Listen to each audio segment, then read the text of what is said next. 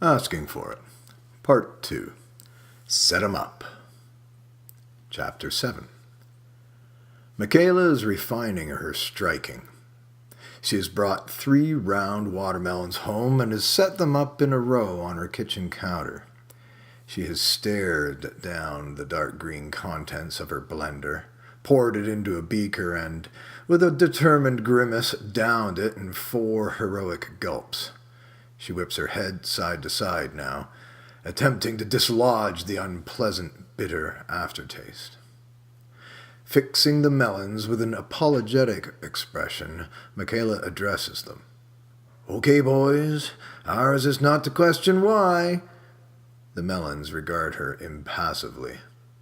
They are each the size of an average adult human skull. She takes the first and stuffs it snugly into the weathered leather palm of her father's old catcher's mitt. Her only keepsake of its kind, she'd lain her face in its plump and fragrant cleavage many a sleepless night in late childhood. The mitt holds far too many associations for her to reflect upon at the moment. She embeds it atop the sweats, socks, and underwear heaped in her open laundry hamper. Assured the melon is going nowhere, Michaela draws herself into striking stance and peppers the melon head with a series of easy blows. She gets a sense of how much impact the thing can take and gradually ups her punching force. Her idea is to pummel it to the brink, but not beyond the breaking point. The edge's bruised and battered face is beginning to worry her. She's messed him up worse than she can remember ever seeing him on TV. He'd looked so sharp back then. He was the Edge. The chiseled, gunmetal gray beard was uncanny on a young dude. It was thick, cropped short, and angled into a spade point below his chin. Even the gym's high-density foam striking dummies can't provide feedback like this exercise. Within a minute, the melon has developed a long crack and is replaced with a second. She recalibrates her punches, and this one lasts much longer. When eventually it too cracks, she takes one last shot. Her bare fist plunges through to the back wall of the fruity cranium. Fruit shell and guts cleared away, she reloads the sticky leather mitt. Third time round, Michaela has attenuated her pummeling perfectly. After 10 minutes, she places the melon, bruised but unbroken, back onto the countertop, takes out her heftiest kitchen knife, and wields it samurai style, elegantly severing the melon's crown. The contents are loose enough she can pour them into her breakfast bowl, which she does with a sweaty, satisfied smile. Michaela leaves the feeble AC of her apartment and heads up the road at a barefoot trot. Hooded and wrapped head to foot in bulky black cotton sweats, wrists and ankles encased by bright yellow weight bands, she defies the burgeoning mid-morning sun. In her neighborhood, she garners a fair bit of attention, moving purposefully up the streets. Her familiars, all guys, mostly black guys, honk horns from their beat-up cars and trucks, or bob and shadowbox, smiling toothily from the shade of doorways. She's been doing this for long enough. Her bare soles are inured to the heat from all but the freshest black pavements. She can even navigate the crumbling remains of sidewalk out front of her row of townhouses. Built some 50 years ago, the little development was first of its kind inland and out of earshot from the ocean. Since the 80s, it's been pretty much written off as a failed experiment. It now qualifies as affordable housing. Subsequent developments have all been gated and irrigated, round white faces on green squares of lawn. Michaela and her black friends and neighbors enjoy a degree of seclusion gates cannot provide. 1 mile west to the coast road, a couple more up and down the deep sand beach, a final mile home again, and Michaela stands chugging Gatorade straight from the bottle, the fridge door open between her knees. Minutes later, she's craving nothing more than the huevos rancheros that Brandy is conveniently promising on her voicemail. Thus convinced of the existence of God, Michaela showers, puts on some OP surfer's shorts and a passably clean t-shirt. "Don't be a pussy" is emblazoned across the front in gold sparkly letters. Brandy pulls up out front and honks her leased SUV's horn. "Eat one," she reads, in sparkles, across her friend's back as Michaela fiddles with the lock on her front door. Chapter 8. On his back, under his car across town, the Edge is struggling to remove a rusted muffler clamp. He is not thinking about what he's doing. In his head, he's replaying the denouement of his last session with Michaela. He's lying in a thick ooze of his most cherished element. Its substance is a part of him, though one he must continually reabsorb. He nestles into it, wriggles in, scoops quantities up and deposits them over himself. He wallows in a pleasure primal as it is luxurious, dark as it is lustrous. Decadent pleasure, the overripe fruit of human sensuality. Leopold von Sacher-Masoch called himself a super-sensualist. The Edge calls himself lucky. After years spent training himself mercilessly, the slough he now inhabits feels like the Ritz. It is hard to launch and land a good high kick in combat. It takes hundreds of hours of training. Launching one that can fell an opponent and not land you on your ass, or worse, open you up to counter-assault, that's a real trick. Multiple snap calculations are performed simultaneously and under duress. The Edge had the deadliest high kick in the MMA of his day. There were opponents with good striking games, and others that could grapple with him at his best. There were even a few that could do both, but none had his lower body arsenal, or his ability to move from aerial attack to grappling on the mat and up again so rapidly. But that was then. Now the Edge is off his game. There's a constant balancing act that is half of every battle. There are the constant on-the-fly solutions to physical equations. All of that had characterized his way of being in the world for so long. Now it's given way to something like a studied negligence. Now he leaves himself open to assault as a matter of course. He worked long and incredibly hard, inventing and mastering his own martial art. Now the Edge is routinely off balance, and it's a sensation verging existential. For 10 years he'd fought competitively. He trained his every fiber to respond to the hardships of battle, tuned his entire being to a hyper-developed sense of balance. He was never outmatched in the ring. Outside the fight game, he was never even challenged. No one ever got to him. Out of the ring and away from the gym, his lackluster love life offered precious little distraction. But now, the Edge is definitely off his game. Michaela's intimate proximity satisfies him so fully.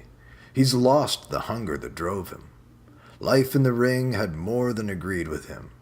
The energy and the pressures of fighting were a crucible in which the Edge was rendered formidable. In it were erased the lingering pain of parents too soon departed. Fighting distracted him from his travestied attempts at seduction and the resulting rejections. Adolescent sex, all that. In the ring he was circumscribed from his life's insoluble problems. Hunger made him ferocious. In combat he found the means to prevail. Now he's walked away from the protection of the ring. He's dropped his guard and let life in close again. The blows that Michaela metes out, the wry denigrations of his manhood, these are manna after the desert privations of his old personal life. Strange manna from a strange kind of heaven, maybe, but ridiculously satisfying nonetheless. If only maintaining one's emotional equipment were as straightforward as working on a '77 Chevy Nova. It's been a long time since his car has broken down. Routinely climbing under the hood or under the chassis itself as he is now has kept things running smoothly for years at a stretch. His personal life had run just as smoothly, albeit just as monotonously. Disarmed now by Michaela's many charms, he feels his previous life's many checks and balances blending to obscurity. Unheeded, doubtless some are waiting to trip him up. You can't wander the minefields of life oblivious. No one has enough luck to get away with that. Still, he'll take his chances. Blissfully obsessed with Michaela, he counts himself the proverbial luckiest guy on earth. A couple of serious psychedelic moments formed bookends to the Edge's coming of age. The striking evanescence and revelations of 2 separate nights helped cast his teenage identity. In the throes of the first hallucinogenic rout, he was confronted by the inconvenient truth of his lacking the alpha male gene. This went some way toward explaining the strange urge he felt to throw himself under girls like a welcome mat, as if they might actually benefit by his subservient urges. They did not. Girls were like the locomotives continually passing through his end of town, inexorable, only ever teasing in their occasional briefly halting. Girls were imperious when not entirely inscrutable. He still desired them, not so much the fondling of tits and bums. He desired fervently to serve and to sacrifice for them, as though crushing him in the dust they might shed some light on his personal mysteries. The teen years are strange and troubling times, but when the second bookend fell into place, the Edge quit beating himself up over his quirks. His mind, under the influence, corroborated the besotted feelings from as far back as he could remember. In the afterglow of his teens, he relaxed and felt genuine love for the strange person he'd become. Strange was a good thing, if you just got your head around it. Appropriately embraced, the most baffling experiences will eventually clarify something important in you. Unfortunately, this teen wisdom would not carry him forever. The strangeness of others soon eclipsed his own particularities. He was blindsided so many times by young women, kindness and generosity in his mind began to equate with weakness and stupidity. He invited ridicule, like he just hadn't learned life's basics or something. For his 20s, he shied away from attractive women. Of course, from time to time, he was caught in one's path. He was a handsome young dude, after all. On those occasions, he endured a perplexing pleasure, a poignantly felt and thrilling inadequacy that sent self-preservation hormones coursing throughout him. At this same time, he was developing the strength and intelligence of a champion. Concern over his eccentricities waned. It was time and energies wasted. He climbed the ranks of the mixed martial arts world. He was who he was. To the best of his ability, he shit-canned vulnerability, and so the Edge was born. No lesson is an education in and of itself. The lessons had to keep coming. For a long time, the Edge's was a solitary experience, training mind and body to master ego, anxiety, and pain. The adulation he received climbing to the top in MMA never really touched him, and he took no one with him. On that triumphant journey, even his trainers were mere collaborators of convenience, none trusted for more than a month or two. He never took a manager, even in his champion's years. When the wrench he is reefing on slips and the Edge barks 3 knuckles on his Chevy's rusty underbelly, he just smiles to himself and licks his bloodied knuckles. He slides out from under the car, rifles through his toolbox, and pulls out a hacksaw. Back under the car, he removes the offending rusted bolt. On his lips, the flavors of rust, blood, and petrochemical products combine to explain a dichotomy. Ancient, yet somehow new to him. Some days life's equations resolve with minimal effort, almost magically, as if you actually know what you're doing. Chapter 9. Michaela Mendoza. I should have a couple of letters behind my name. Michaela Mendoza, M.A., for massive attack, or mistress of ass-kicking. Really, the kind of work I'm doing, I should have a degree. They should require a degree for domination. Or just reward you with one for doming in the first place. It's not trivial work. Someone could get hurt. In fact, someone always gets hurt. I'm like a doctor. M. Mendoza, Ph.D., Doctor of Phistosophy. I'm an army doctor, honor-bound to treat the wounded enemy. Major Mendoza. I'm a spiritual confessor. Michaela Superior. They say it can be therapeutic. Michaela Mendoza, RTM. Registered Therapeutic Manhandler. There's genuine relief in Edgy's eyes sometimes, the way his shoulders relax. Sinking to his knees, he's really savoring it sometimes. Slowly, so slowly succumbing, giving up his burden, responsibility for his own welfare. Nurses keep men together too. Guys' lives in their hands, for Christ's sakes. Jesus, is there any profession that doesn't see a woman ministering to men? Do we really have to just suck it up? Make sure we're paid well enough for the trouble? Is that all there is? Michaela is seated in the sun on an upscale shopping concourse. A soaring atrium roof admits the grade of Florida sunlight that only feels right at well-refrigerated temperatures. Brandy has been in the ladies for the past 15 minutes. Michaela refuses to accompany her. The elaborate girly ritual and the strange conversation it spawns are just not her thing.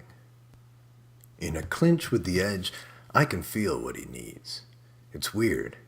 It's almost microscopic, the level at which I can feel what takes place inside him. When I get him in a good old-fashioned headlock, his face in under my armpit, sweat acting like a conductor between our respective energies, I can gauge just how much his power is waning. Maybe it's the actual blood I'm feeling. I've seen enough of his blood. Blood that's been through his brain and his groin. It's like through his body I'm reading his mind and his heart. If he's rigid, muscles taut with stress, he needs more beating. If he's already softening up, it's not because he's getting tired. The Edge is conditioned. He's got the physique of a jungle cat, not an ounce of fat, a savannah hound, energy reserves for the distance. When he's going slack, it's from the effort of denying his own weakness, his fucked up desire to be ruled over by me. I'm not vain. I represent an ideal for him. The alpha female or some shit. If he's softening up, then he's ready for humiliation. Humiliation. The more subtle punishment for the more subtle organ, the ego. Was it ego? Or was it psyche? That mind thing Brandy says we're all so ruled over by.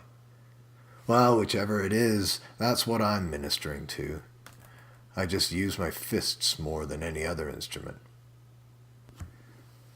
Brandy finally rejoins her, and they move out from within the faux brass rails delimiting that brunch patio. They could be anywhere in prosperous North America. The shopping beckons. Currents of consumers carry them along over the polished tiles, past squeegee-clean picture windows until Brandy identifies something new of interest and delves into another glossy shop. What am I really doing here? Some egos are beaten down to size under a sustained barrage of physical blows. Certain psyches are equally susceptible, given a convincing enough course of humiliation. That jived with what Brandy said about some of her lectures. Psyche is the more primal thing, also the more complex. Or was it the other way around? Brandy always complains about the egotist muscle guys she dates. They need too much admiration, big-time babying. With Edgy, it's like his ego is overdeveloped or something. It needs beatings to thrive. That's why he responds so well to a good pounding. Doesn't really come into his own until he's had one. I compliment him and he looks at the ground. But I open up on him, start thrashing him hard and fast, and he's staring me straight in the eye. When he's going down, he closes those eyes like a cat being stroked behind the ears. He's struggling not to smile the more I rub his nose in it. Brandy is back again, standing before her in what appears to be half of a purple evening gown. One breast is revealed, and yet there is no nipple. The opposing hip is uncovered as well, yet her groin somehow remains just behind the descending purple hem. What? That bad? How does that thing stay closed? And where'd your nipple go? Ha! You're funny. It's a pasty? You can't tell? I mean, I always carry some just in case. Look, there's some nylon, but you still need to hide up a little, you know? Back out on the concourse, outside Brandy's next shop stop, a woman is ferreting in the depths of an oversized red canvas shoulder bag. The bag is adorned with a snarling cartoon octopus. The big brown body has 4 angry eyes above an extra-wide double row of jagged teeth. The woman's boots are scuffed black leather biker jobs, cuffs casually half open, ankles loosely circled with chrome-studded straps. Her legs are muscular, in black tights below a well-worn army jacket. Frizzy red hair, updoed, forms a bulbous nest. Her cheeks are redder than pink. Lips are thin and tight. The woman looks up from her search and catches Michaela checking her out. Michaela smiles a little awkwardly. Sorry, I was just, I really like your bag. I mean, I never carry one myself, but I like that one. It's, fierce. My bag, huh? Well, thanks. I really like your, big tits. They're, like, fierce, too. Michaela is not used to being made fun of. She considers retracting her compliment with a little rabbit punch to the woman's smug kisser. But the impulse is fleeting. Somehow there is more camaraderie than anything else underlying this woman's lewd expression. Michaela hesitates, considers options, and adjusts her attitude. She's still considering playfully offering to kick the woman's ass when Brandy emerges from a forest of clothing racks, 2 outfits in each hand held out for inspection. Well, what do you think? Coral, pistachio, peach, or moss? Choose 2. I don't know. This bitch likes my tits, though. Ew! There is another brief pause before Michaela and the octopus woman bust out and laugh at Brandy's expense. Michaela is first to recover. Oh, fuck, this place is weird. Take your eyes off the shopping ball. Real life comes up and pokes you in the nose. What are you talking about, Kayla? Yeah, what are you talking about, Kayla? Oh, fuck y'all both. You in the mouth and you up the ass. Brandy huffs a little impatiently while she regards anew her consumer conundrum. Octopus woman levels a gaze at Michaela. Come on, don't be such a hater. Save that for the fellas. This floors Michaela for a moment. She doesn't hate the fellas. But it must look pretty strange what she does for a living.